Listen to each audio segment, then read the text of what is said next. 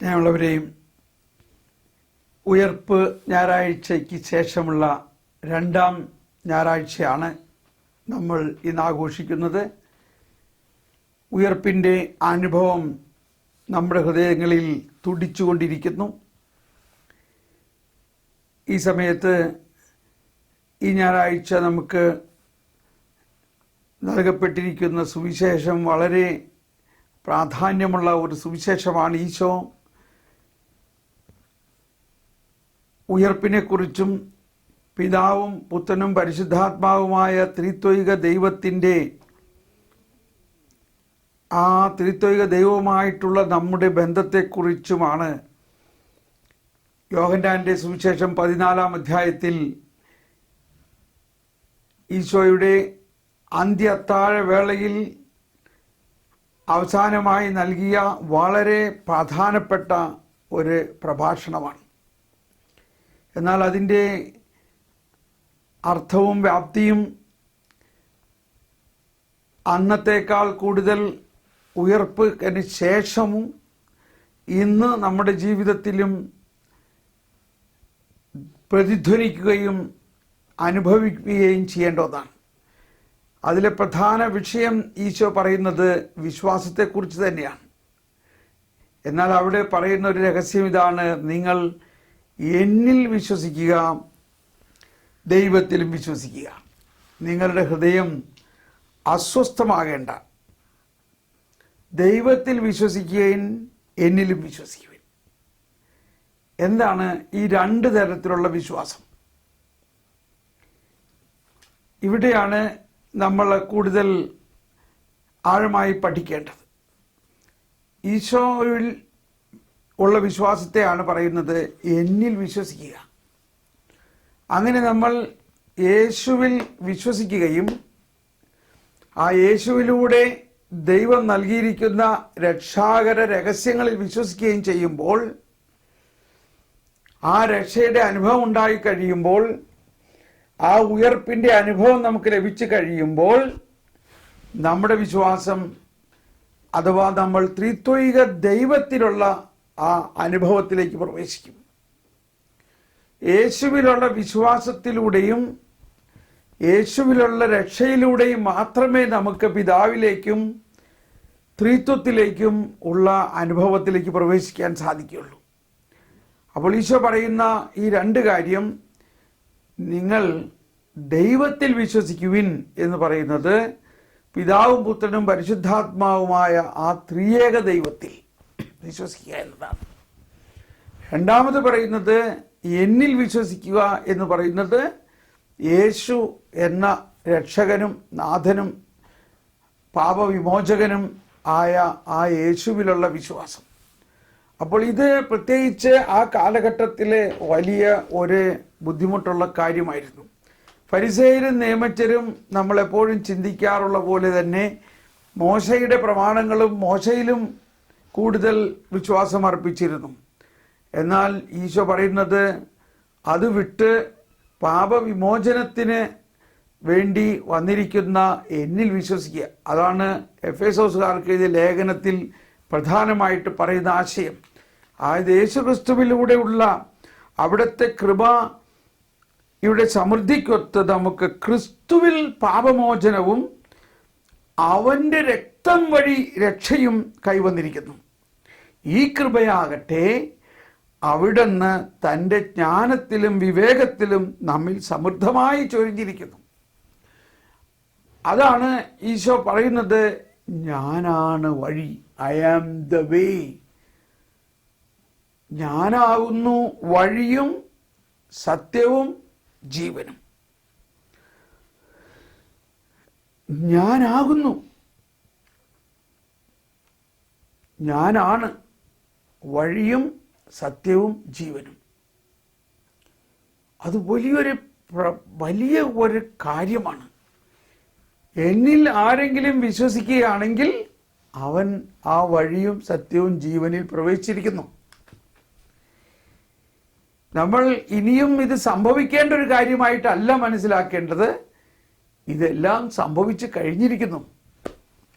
നമ്മൾ ഈ 2 ആഴ്ച മുമ്പ് പെസഹ ആഴ്ചയിലും അതിനുശേഷമുള്ള ഉയർപ്പ് കഴിഞ്ഞിട്ടുള്ള ആഴ്ചയിലും എല്ലാം ചിന്തിച്ചത് യേശുക്രിസ്തുവിലൂടെ സംസ്ഥാപിതമായ അല്ലെങ്കിൽ വന്ന ആ രക്ഷാകര രഹസ്യങ്ങളിലൂടെ യേശു മനുഷ്യവംശത്തിൻ്റെ മുഴുവനും പാപത്തിന് പരിഹാരം ചെയ്തുകൊണ്ട് ആ പരിഹാര പ്രവർത്തനത്തിലൂടെ മനുഷ്യവംശം മുഴുവനും ഒരു മഹത്വത്തിൻ്റെ അനുഭവത്തിലേക്ക് പ്രവേശിച്ചിരിക്കുന്നു എന്നതാണ്. പക്ഷെ എങ്കിലും നമ്മളത് മനസ്സിലാക്കുന്ന ഇത് ഇനിയും സംഭവിക്കാനിരിക്കുന്ന ഒരു കാര്യം പോലെയാണ്. അല്ല, ഇത് സംഭവിച്ചു കഴിഞ്ഞിരിക്കുന്നു. ആ അർത്ഥത്തിലാണ് ഇന്ന് നമ്മളിത് മനസ്സിലാക്കേണ്ടത്. ഈശോ പറയുകയാണ്, ഞാൻ പോയി ഒരു സ്ഥലമൊരുക്കി, ഞാൻ പോയി നിങ്ങൾക്ക് സ്ഥലം ഒരുക്കി കഴിയുമ്പോൾ, ഞാൻ പോയി നിങ്ങൾക്ക് സ്ഥലം ഒരുക്കി കഴിയുമ്പോൾ എന്ന് പറയുന്നതാണ് പീഡാസഹനവും മരണവും. പീഡാസഹനവും മരണത്തിലൂടെ ഈശോ നമ്മൾക്കെല്ലാവർക്കും പിതാവിൻ്റെ സന്നിധിയിലേക്ക് പ്രവേശിക്കാനുള്ള വിശുദ്ധിക്ക് വേണ്ടിയുള്ള സ്ഥലം ഒരുക്കി കഴിഞ്ഞിരിക്കുന്നു. ഞാൻ പോയി നിങ്ങൾക്ക് സ്ഥലം ഒരുക്കി കഴിയുമ്പോൾ ഞാനായിരിക്കുന്നിടത്ത് നിങ്ങളുമായിരിക്കേണ്ടതിന് ഞാൻ വീണ്ടും വന്ന് നിങ്ങളെയും കൂട്ടിക്കൊണ്ടുപോകും. സ്നേഹമുള്ളവരെ, നമ്മളുടെ വിശ്വാസത്തിൽ ഏറ്റവും എളുപ്പം മനസ്സിലാകാവുന്ന ഒന്നും നമ്മുടെ ക്രിസ്തീയ ജീവിതത്തിന് ഏറ്റവും എളുപ്പമാക്കുന്ന ഒരു കാര്യം ഇതാണ്. മോശയുടെ നിയമപ്രകാരം എല്ലാം നമ്മൾ തന്നെ ചെയ്യണം എന്നുള്ളതായിരുന്നു. നീ അത് ചെയ്യണം, അത് ചെയ്തില്ലെങ്കിൽ നിനക്ക് ശിക്ഷയുണ്ടാവും, രക്ഷ കിട്ടില്ല. എന്നാൽ അതല്ല യേശുവിലൂടെ നമ്മൾ കാണുന്നത്. ഞാൻ പോയി ഞാൻ തന്നെ നിങ്ങൾക്ക് വേണ്ടി സ്ഥലമൊരുക്കും. അതായത് നിങ്ങളുടെ പാപവും പാപമൂലമുണ്ടായ എല്ലാം ഞാൻ എടുത്ത് മാറ്റി നിങ്ങൾക്ക് വിശുദ്ധിയുടെ ഒരു പാത ഒരുക്കി. എന്നിട്ട് എന്താ? ഞാനായിരിക്കുന്നിടത്ത് നിങ്ങളുമായിരിക്കേണ്ടതിന്. സ്നേഹമുള്ളവരെ, ഒന്ന് ചിന്തിച്ചോളൂ. എന്താണ് ദൈവം ആഗ്രഹിക്കുന്നത്? ദൈവം നമ്മളിൽ നിന്ന് ആഗ്രഹിക്കുന്നത് നമ്മുടെ പ്രവൃത്തിയൊന്നുമല്ല, ദൈവത്തിൻ്റെ മഹത്വത്തിൽ പങ്കാളിയാകുന്നതിന് നാം ദൈവത്തിൽ വിശ്വസിക്കണം എന്നതാണ്. അതല്ലേ 2 പ്രാവശ്യം പറയുന്നത്? നിങ്ങൾ എന്നിൽ വിശ്വസിക്കുവിൻ, ദൈവത്തിൽ വിശ്വസിക്കുവിൻ. ഇത് മാത്രം മതി. പിന്നെ പ്രവൃത്തി ആര് ചെയ്യും? ഞാൻ പോയി സ്ഥലമൊരുക്കുന്നതാണ് ആ പ്രവൃത്തി. നമ്മുടെ പാപത്തിൻ്റെ പരിഹാരമായിട്ട് ഈശോ ചെയ്ത പ്രവൃത്തിയും അതിനേക്കാൾ വലുതാണ് ഈശോ തന്നെ ഉത്ഥാനം ചെയ്യുന്ന പ്രവൃത്തി. ഈസ്റ്റർ എഗ് എന്ന് നമ്മൾ കേട്ടിട്ടുണ്ട്. പാശ്ചാത്യ രാജ്യങ്ങളിലെല്ലാം ഈ ഈസ്റ്റർ സമയത്ത് വളരെ എല്ലാ വീട്ടിലും ഈസ്റ്റർ എഗ് ഭക്ഷിക്കാറുണ്ട്, അല്ലെങ്കിൽ ടേബിളിൽ വെക്കുന്നു, കളറൊക്കെ ചെയ്യുന്നു. ഈ ഈസ്റ്റർ എഗിൻ്റെ പ്രത്യേകത അതിനെക്കുറിച്ച് അധികം ആരും പഠിച്ചിട്ടില്ല, അറിയില്ല, ചിന്തിക്കാറില്ല. അതിനെ മനസ്സിലാക്കേണ്ട ഒരു കാര്യം,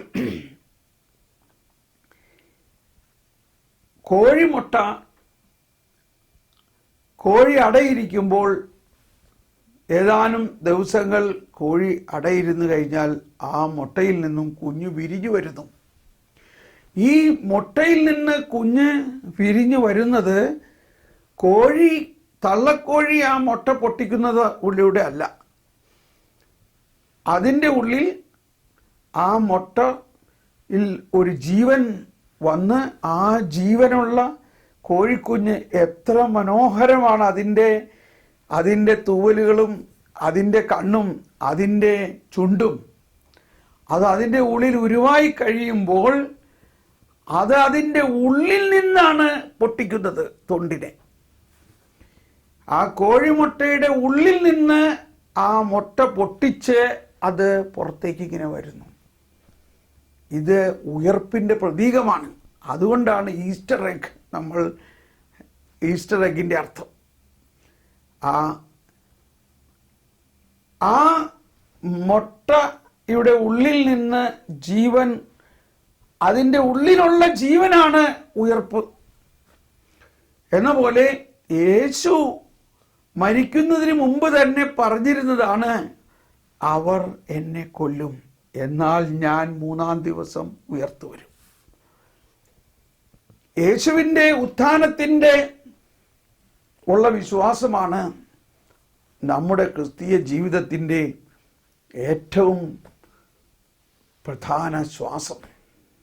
അതുകൊണ്ടാണ് നമ്മൾ കുർബാനയിൽ സർവാധിപനാം കർത്താവേ എന്ന് പാടിക്കഴിഞ്ഞിട്ട്, കർത്താവേ അങ്ങ് സത്യമായി ഞങ്ങളുടെ ശരീരങ്ങളെ ഉയർപ്പിക്കുന്നവരും. അപ്പോൾ നമ്മൾ ക്രിസ്തുവിൻ്റെ ഉത്ഥാനത്തിൻ്റെ ശക്തിയെ നമ്മൾ മനസ്സിലാക്കുകയും ആ ശക്തി നമ്മളിൽ ഇപ്പോൾ മാമോദീസായിലൂടെയും സ്ഥൈര്യലേപനത്തിലൂടെയും വിശുദ്ധ കുർബാനയിലൂടെയും നിറഞ്ഞു തുളുമ്പുന്നവരാണെന്ന് മനസ്സിലാക്കുകയും ആ ശക്തിയുടെ പ്രത്യേകത, യേശുവിനെ അവർ കൊന്നു, കുഴിച്ചിട്ട് കഴിഞ്ഞിട്ട് എന്ത് സംഭവിച്ചു? ആ 3-ാം ദിവസം, അതായത് യേശുവിൻ്റെ ശരീരം ജീർണിക്കുന്നതിന് മുൻപ് യേശുവിൽ തന്നെയുള്ള ശക്തി കൊണ്ട് ആ മരിച്ച യേശു ഉയർത്തെഴുന്നേറ്റിരിക്കുന്നു. ഇതാണ് ദൈവത്തിൻ്റെ വിസ്മയനീയമായ ശക്തി. അതിൻ്റെ ഉള്ളിൽ നിന്നുള്ള ശക്തി കൊണ്ടാണ്. പുറത്തു നിന്നുള്ള ശക്തി അവിടെ പ്രായോഗികമാക്കിയിട്ട് യേശുവിനെ ആരും ഉയർപ്പിക്കുകയല്ല ചെയ്തത്. Destroy this temple, I will build it again in 3 days. നിങ്ങൾ ഈ ദേവാലയം നശിപ്പിക്കുവിൻ, ഞാൻ ഇത് 3 ദിവസം കൊണ്ട് പണിയും എന്ന് പറഞ്ഞതിൻ്റെ അർത്ഥം യേശുവിൽ തന്നെയുള്ള ശക്തി കൊണ്ടാണ് യേശു അത് ഉയർപ്പിക്കുന്നതും എന്നുള്ളതാണ്. ഈ വിശ്വാസമാണ് നമുക്കുണ്ടാകേണ്ടത്. അതാണ് ഇവിടെ പറയുന്നത്, എന്നിൽ വിശ്വസിക്കുവിൻ. ഞാൻ മരിച്ചാലും മരിക്കാത്തവനും മരിച്ച ശേഷം ഉയർക്കുന്നവനുമാണ്. ആ ഈശോ മരിച്ച് അടക്കപ്പെട്ടതിന് ശേഷം ഉയർക്കുന്നതിന് മുൻപ് അതുവരെയുള്ള പഴയ നിയമ കാലഘട്ടത്തിലെ ആദ്യം മുതലുള്ള ആദം വരെയുള്ള ആളുകളോട് പോയി സുവിശേഷം പ്രഘോഷിച്ച് ആദത്തെ ഉയർത്തി സ്വർഗത്തിലേക്ക് കൊണ്ടുവന്നു. ആദവും ഹവയും ഇന്ന് എവിടെയാണ്? ആദവും ഹവയും പിതാവിനോടൊപ്പം യേശുവിനോടൊപ്പം സ്വർഗത്തിലാണ്. അത്രയ്ക്ക് വിസ്മരണീയമായ ഒരു അവസ്ഥയാണ് ഈശോ പറയുന്നത്, ഞാൻ ആയിരിക്കുന്നിടത്ത് നിങ്ങളും ആയിരിക്കേണ്ടതിന് ഞാൻ വീണ്ടും വന്ന് നിങ്ങളെയും കൂട്ടിക്കൊണ്ടുപോകും. ഞാൻ ആയിരിക്കുന്നിടത്ത് നിങ്ങളെയും ആയിരിക്കുന്ന അവസ്ഥയാണ് ആദത്തിനും ഹവയ്ക്കും വരെ കൊടുത്തത്. ആരാണ് കൊടുത്തത്? ഈശോ തന്നെയാണ്. ഈശോ അവരെ കൂട്ടിക്കൊണ്ടുവന്നു. അവർ ചെയ്ത പാപത്തിന് ഈശോ പരിഹാരം ചെയ്തുകൊണ്ട് അവരുടെ അടുത്ത് ചെന്ന് മരിച്ചവരുടെ ഇടത്തിൽ നിന്നും അവരെ ഉയർപ്പിച്ച് സ്വർഗത്തിലേക്ക് കൊണ്ടുവന്നു. അഥവാ ആ ആത്മാക്കളെ രക്ഷിച്ചു. അവരുടെ ശരീരത്തിന്റെ ഉയർപ്പിന് അന്ത്യനിമിഷം ഉണ്ടാവുള്ളൂ. അപ്പോൾ അത്രയ്ക്ക് വിസ്മരണീയമായ ഒരു കാര്യമാണ് ഈശോ ഇവിടെ പറയുന്നത്. ഞാൻ പോയി നിങ്ങൾക്ക് സ്ഥലമൊരുക്കി, ഞാൻ ആയിരിക്കുന്നിടത്ത് നിങ്ങളും ആയിരിക്കേണ്ടതിന് ഞാൻ വീണ്ടും വന്ന് നിങ്ങളെയും കൂട്ടിക്കൊണ്ടുവരും. ഇവിടെ ഈ യോഹന്നാൻ 14-ാം അധ്യായത്തിൻ്റെ പ്രസക്തി ഒരുപാടുണ്ട്. പ്രധാനമായിട്ട് അതിൽ നമ്മൾ നോക്കുമ്പോൾ കാണുന്നത്, മറ്റൊരു വശം കാണുന്നത്, ആദ്യ ഭാഗത്ത് 1 മുതൽ 6 വരെയുള്ള വചനങ്ങളിൽ ഈശോയെക്കുറിച്ച് തന്നെയാണ് ഈശോ പറയുന്നതെങ്കിൽ 7 മുതൽ 14 വരെയുള്ള ഭാഗങ്ങളിൽ പിതാവിനെ കുറിച്ചുള്ള രഹസ്യങ്ങളാണ് പറയുന്നത്. 15 മുതൽ 20 വരെയുള്ള ഭാഗങ്ങളിൽ പരിശുദ്ധാത്മാവിനെ കുറിച്ചാണ് പറയുന്നത്. 20 മുതൽ 24 വരെയുള്ള ഭാഗങ്ങളിൽ പരിശുദ്ധ ത്രിത്വത്തെക്കുറിച്ചാണ് പറയുന്നത്. 24 മുതൽ ബാക്കിയുള്ള ഭാഗങ്ങളിൽ പറയുന്നത് ഈ പരിശുദ്ധ ത്രിത്വവും നമ്മളാകുന്ന ഓരോ ആത്മാവും തമ്മിലുള്ള ബന്ധത്തെക്കുറിച്ചാണ് പറയുന്നത്. അതായത് ഉത്ഥാനത്തിന് ശേഷം ഉണ്ടാകാനിരിക്കുന്ന ആ ത്രിത്വൈക ദൈവവുമായിട്ടുള്ള ലയനമാണ് ഈശോ ഇവിടെ നമ്മൾക്ക് മുൻകൂട്ടി അവതരിപ്പിച്ചു തരുന്നത്. അന്ത്യ അത്താഴത്തിൽ ഈശോ ഇത് അന്താഴത്തിന് ശേഷം പറഞ്ഞ ഈ പ്രഭാഷണം വാസ്തവത്തിൽ കൂടുതൽ അനുഭവമാകുന്നത്, അല്ലെങ്കിൽ അത് വാസ്തവമാകുന്നത് ഈശോയുടെ ഉത്ഥാനത്തിന് ശേഷമാണ്. ഞാൻ പോയി നിങ്ങൾക്ക് വേണ്ടി ഒരു സ്ഥലം ഒരുക്കി കഴിയുമ്പോൾ ഞാൻ വീണ്ടും വന്ന്, ആ വീണ്ടും വരവാണ് ഉത്ഥാനം. ഞാൻ വീണ്ടും വന്ന് ഞാനായിരിക്കുന്നിടത്ത് നിങ്ങളും ആകാൻ വേണ്ടി നിങ്ങളെ കൂട്ടിക്കൊണ്ടുപോകും. സ്നേഹമുള്ളവരെ, ഈ വിസ്മയനീയതയുടെ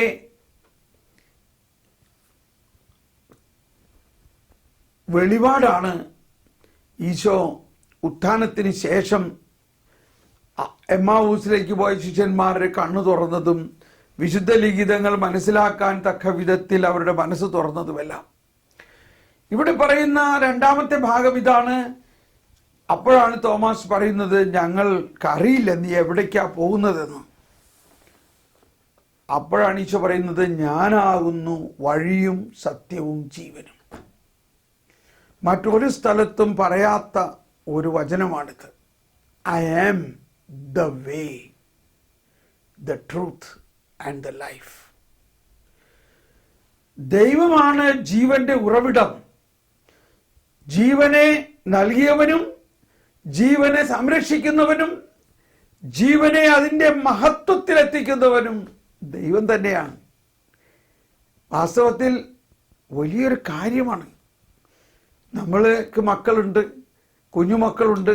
നമ്മൾ എന്തോ ഒരു റെസ്പോൺസിബിലിറ്റിയിലൂടെയാണ് ഇവരെയൊക്കെ അവരെ പഠിപ്പിച്ച് വലുതാക്കണം, അവരെ വലിയ ആളാക്കണം.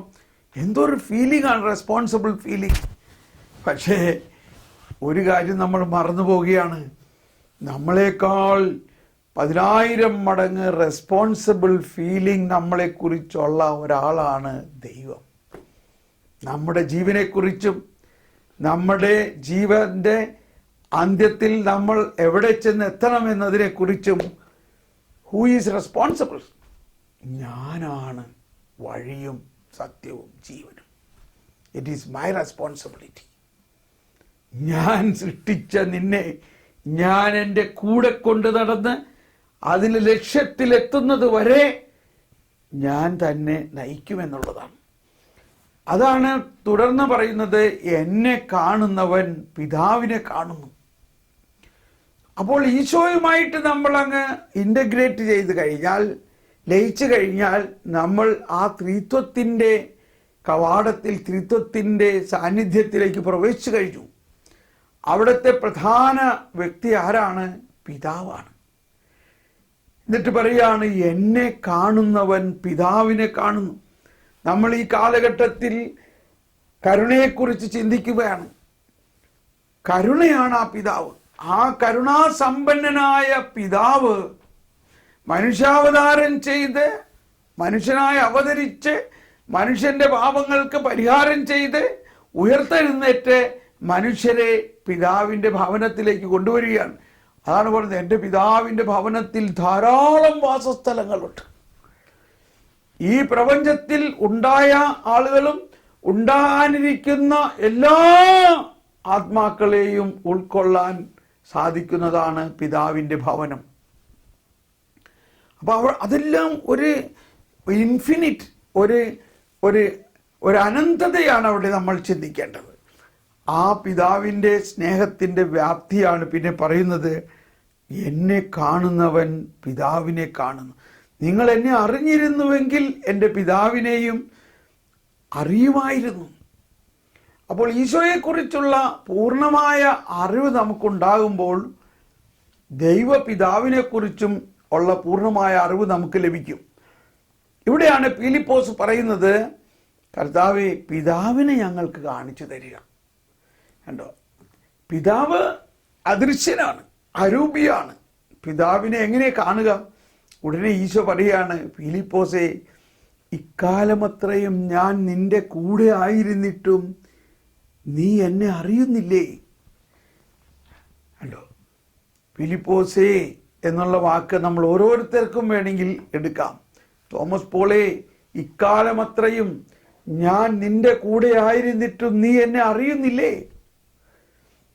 അപ്പോൾ നമ്മൾ പിതാവിനെ അറിയണമെങ്കിൽ യേശുവിനെ അറിഞ്ഞാൽ മതി. എന്നെ കാണുന്നവൻ പിതാവിനെ കാണുന്നു. അപ്പോൾ ഇവിടെ രണ്ട് തരത്തിലുള്ള കാണലാണ്. എന്നെ കാണുന്നവൻ പിതാവിനെ കാണുന്നു. പിതാവിനെ എങ്ങനെ കാണുക? പിതാവ് അദൃശ്യനാണ്, അരൂപിയാണ്. എന്നാൽ ആ അരൂപിയായ, അദൃശ്യനായ, സൃഷ്ടാവായ, സർവശക്തനായ, സർവവ്യാപിയായ പിതാവിനെ കാണാനുള്ള വഴിയും സത്യവും ജീവനും ഒന്നാണ്. യേശുവിനെ കണ്ടാൽ മതി. യേശുവാണ് ആ പിതാവിൻ്റെ കരുണാർദ്രമായ സ്നേഹത്തിൻ്റെ നിറവിടവും ആ അവതാരവും. അങ്ങനെ പിതാവിനെ നമുക്ക് കാണാൻ സാധിക്കുന്നത് യേശുവിലൂടെ മാത്രമാണ്. ഇതിന് ഇനി എല്ലാ ജാതി മതസ്ഥർക്കും ഇത് സാധ്യമാണെന്നുള്ളത് അതിൻ്റെ വേറൊരു വശമാണ്.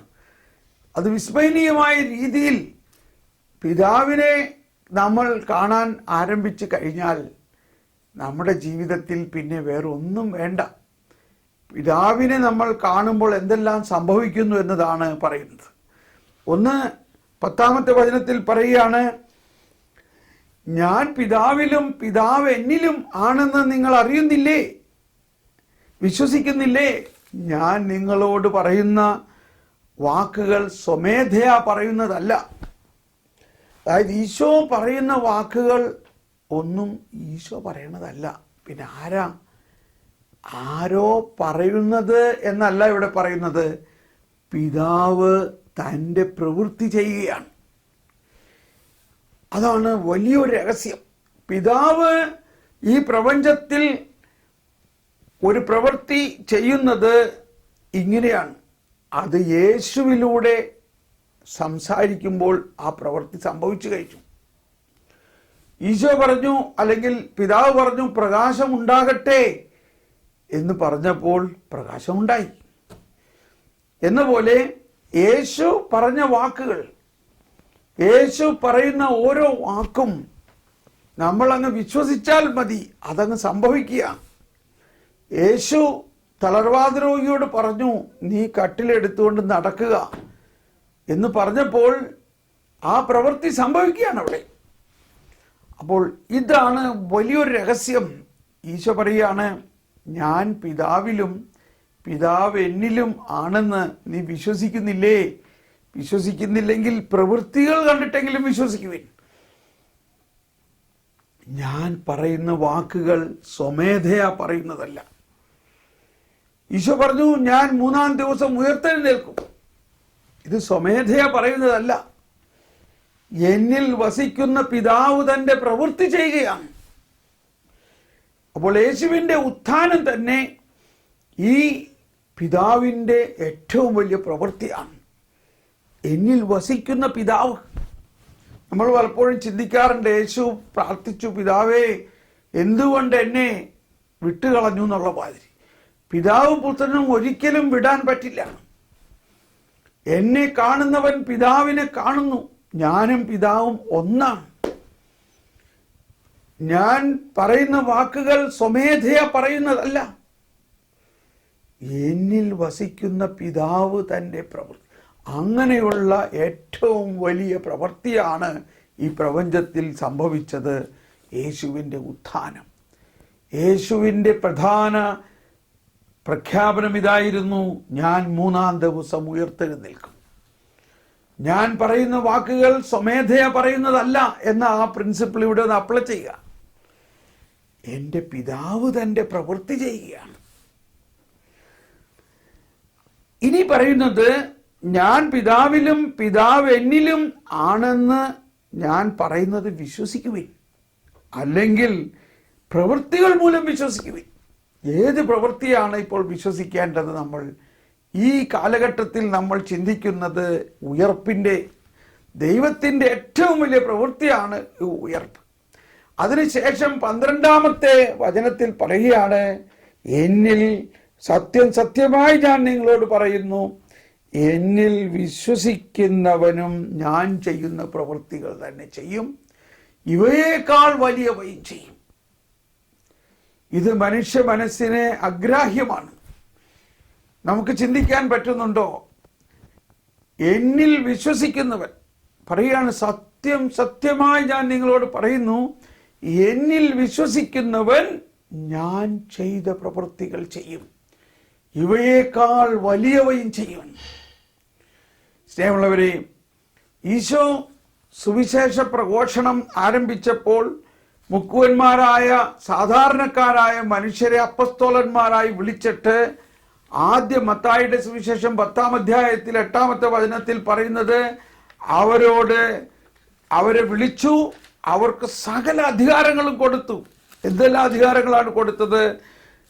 രോഗികളെ സൗഖ്യപ്പെടുത്തുന്നതിനും മരിച്ചവരെ ഉയർപ്പിക്കുന്നതിനും കുഷ്ഠരോഗികളെ സുഖപ്പെടുത്തുന്നതിനും പിശാചുക്കളെ ബഹിഷ്കരിക്കുന്നതിനും. കണ്ടോ? ഞാൻ ചെയ്ത എല്ലാ പ്രവൃത്തികളും നിങ്ങൾ ചെയ്യും. നമുക്കറിയാം, ഉത്ഥാനത്തിന് ശേഷം അപ്പസ്തോലന്മാർ എന്താ ചെയ്തത്? അവർ അതേ പ്രവൃത്തി ചെയ്യാൻ തുടങ്ങി. അപ്പോഴാണ് ഫരിസേയ പ്രമാണികളും യഹൂദരും ചേർന്നിട്ട് പത്രോസിനെയും യോഹന്നാനെയും പിടിച്ചു കെട്ടിക്കൊണ്ടുവന്നു. ഇന്നത്തെ അപ്പസ്തോല പ്രവർത്തനത്തിലെ വായനയിൽ നമുക്ക് കാണാം, ഗമാലിയേലിന്റെ അടുത്ത് കൊണ്ടുവന്നപ്പോ ഗമാലിയേൽ പറഞ്ഞു, ഇവരെ സൂക്ഷിക്കണം, ഇവരോട് നിങ്ങൾ വളരെ സൂക്ഷിച്ച് പെരുമാറണം. കാരണം ഇവരുടെ ഈ പ്രവൃത്തി ദൈവത്തിൽ നിന്നാണെങ്കിൽ അവരെ നശിപ്പിക്കാൻ സാധിക്കുകയില്ല. ദൈവത്തിൽ നിന്നല്ലെങ്കിലോ അത് താനെ നശിച്ചുകൊള്ളും. അതുകൊണ്ട് അവർ യഹൂദ പ്രമാണികൾ ഇത് സ്വീകരിച്ചുകൊണ്ട് അവരെ വിളിച്ച് പ്രഹരിച്ചിട്ട് വിട്ടുകളഞ്ഞു. അവരാകട്ടെ ക്രിസ്തുവിന്റെ നാമത്തെ പ്രതി പ്രഹരം ശ്രവിച്ചതിൽ സന്തോഷിച്ചുകൊണ്ട് തുള്ളിച്ചാടി പുറത്തേക്ക് പോയി എന്നാ പറയണേ. എന്നിട്ട് അവരെന്ത് ചെയ്തു? അവർ പോയിട്ട് വീണ്ടും യേശുവിനെ കുറിച്ച് പ്രഘോഷിക്കാനും തുടങ്ങി. വീടുതോറും കയറി ഇറങ്ങി പ്രഘോഷിക്കാൻ തുടങ്ങി. അവർക്കൊരു ഭയവുമില്ല. അവർ മരിച്ചവരെ ഉയർപ്പിക്കാൻ തുടങ്ങി. അതാണ് മരിച്ചവരെ ഉയർപ്പിക്കുന്നതിനും രോഗികളെ സൗഖ്യപ്പെടുത്തുന്നതും ഉയർപ്പിന്റെ അടയാളമാണ്. ഉയർത്തെഴുന്നേറ്റ കർത്താവ് ഈശോ മിശിഹായിൽ നമ്മൾ വിശ്വസിക്കുകയും ആ ഉയർത്തെഴുന്നേറ്റ ശക്തി നമ്മൾ ഓരോരുത്തരിലും ദൈവം തന്നിരിക്കുന്നുവെന്നും എന്നിൽ വിശ്വസിക്കുന്നവൻ ഞാൻ ചെയ്ത പ്രവൃത്തികളെല്ലാം ചെയ്യും, ഇവയേക്കാൾ വലിയവയും ചെയ്യും. ഇതിൽ ഏറ്റവും പ്രധാനമായത് നമ്മുടെ ജീവിതത്തിൻ്റെ രൂപാന്തരീകരണമാണ്. നമ്മളൊരു പുതിയ സൃഷ്ടിയായി ഉയർപ്പിൻ്റെ അനുഭവത്തിലൂടെ ജീവിക്കുന്ന ഒരു വ്യക്തിയായി മാറും. നമ്മൾ ഇനി പഴയ പാപങ്ങളും അതിൻ്റെ ശിക്ഷയും അതിൻ്റെ ശാപത്തിലേക്ക് നോക്കാതെ ഉയർപ്പിൻ്റെ മഹത്വത്തിലേക്ക് നോക്കുക. നമ്മൾ പഴയ പാപത്തെയും ശിക്ഷയെയും നോക്കുകയാണെങ്കിൽ ലോത്തിന്റെ ഭാര്യ ഉപ്പുതൂണായ പോലെ നമ്മളും ഒരു ഉപ്പുതൂണ് പോലെ ആകാനാണ് സാധ്യത. പക്ഷെ ആകില്ല. കാരണം നമ്മൾ യേശു ക്രിസ്തുവിൽ മാമോദീസ സ്വീകരിച്ചിരിക്കുന്നവരായതുകൊണ്ട് യേശു നമ്മളെ വേണ്ടി എല്ലാം ഒരുക്കിയിരിക്കുന്നു. നമ്മൾ ഇനി മുന്നോട്ട് നോക്കുക, ദൈവത്തിന്റെ മഹത്വത്തിലേക്ക് നോക്കുക. ഇത് തന്നെയാണ് പൗലോസ് അപ്പോസ്തലൻ പറയുന്നത്. ഞാൻ പഴയതെല്ലാം വിട്ട് മുന്നോട്ട് നോക്കുന്നു, നമ്മൾ ഉയർപ്പിലേക്ക് നോക്കുന്നു. ഉത്ഥാനം ചെയ്ത യേശു നമ്മുടെ മുൻപേ പോകുന്നു, അവൻ നമ്മളെ നയിക്കുന്നു, അവന്റെ ആത്മാവിനാൽ നമ്മൾ നിറഞ്ഞിരിക്കുന്നു. എന്നിൽ വിശ്വസിക്കുന്നവൻ ഞാൻ ചെയ്ത പ്രവൃത്തികളെല്ലാം ചെയ്യും. അതാണ് റോമാക്കാർക്ക് ലേഖനം 8-ാം അധ്യായത്തിൽ 11-ാമത്തെ വചനത്തിൽ പറയുന്നത്, യേശുവിനെ മരിച്ചവരിൽ നിന്നും ഉയർപ്പിച്ചവന്റെ ആത്മാവ് നിങ്ങളിൽ വസിക്കുന്നുണ്ടെങ്കിൽ യേശുവിനെ മരിച്ചവൻ ഉയർപ്പിച്ചവൻ നിങ്ങളിൽ വസിക്കുന്നതിന്റെ ആത്മാവിലൂടെ നിങ്ങളുടെ മർത്യ ശരീരങ്ങൾക്ക് പുതുജീവൻ നൽകും. സ്നേഹമുള്ളവരെ, ഈ ഉയർപ്പിന്റെ ശക്തി നമ്മളിൽ നിറഞ്ഞു തുളുമ്പട്ടെ. ആ ഉയർപ്പിന്റെ ശക്തിയിൽ ആണ് എഫേസോസുകാർക്ക് ഇത് ലേഖനത്തിൽ പറയുന്നത്, സ്വർഗത്തിലുള്ള എല്ലാ ആത്മീയ വരങ്ങളും നമുക്ക് നൽകപ്പെട്ടിരിക്കുന്നു. സ്വർഗീയമായ എല്ലാ ആത്മീയവരും ഇനി ദൈവത്തിന്റെ കയ്യിൽ നമുക്ക് തരാൻ വേണ്ടി ഒന്നുമില്ല, എല്ലാം നമുക്ക് നൽകിയിരിക്കുന്നു. ആ ദൈവത്തിൻ്റെ മഹത്വം നിറഞ്ഞു നിൽക്കുന്നവരാണ് നമ്മൾ ഓരോരുത്തരും. ആ മഹത്വത്തിൻ്റെ അനുഭവത്തിലൂടെ ഇന്നത്തെ ഈ കുർബാനയിൽ നമ്മൾ പങ്കെടുകൊള്ളുമ്പോൾ, നമ്മൾ ഇതിൻ്റെ തുറന്നുള്ള പ്രാർത്ഥനകളിലൂടെ നമ്മൾ കടന്നു പോകുമ്പോൾ ഈ മഹത്വത്തെക്കുറിച്ച് മാത്രം ചിന്തിക്കുക, എന്നിൽ വിശ്വസിക്കുക, ദൈവത്തിൽ വിശ്വസിക്കുക. നമ്മളെ ദൈവം ഉയർപ്പിച്ച് ദൈവത്തിൻ്റെ മഹത്വത്തിൽ പങ്കാളികളാക്കുന്നതാണ്. നമ്മളതിൽ പങ്കാളികളാണ്. ഇപ്പോൾ ഈ വിശുദ്ധ കുർബാനയിലൂടെ സ്വർഗരാജ്യത്തിലുള്ള വിശ്വാസത്തോടെ കർത്താവ് ഈശോ മിശിഹായുടെ ശരീരവും രക്തവും സ്വീകരിക്കാൻ ക്ഷണിക്കുന്നു എന്ന് പറയുമ്പോൾ നമ്മൾ ഈശോ പറഞ്ഞത് പൂർത്തിയായിരിക്കുന്നു. ഞാനായിരിക്കുന്നിടത്ത് നിങ്ങളും ആയിരിക്കേണ്ടതിന് ഞാൻ വീണ്ടും വന്ന് നിങ്ങളെയും കൂട്ടിക്കൊണ്ടു പോകും. Praise the Lord.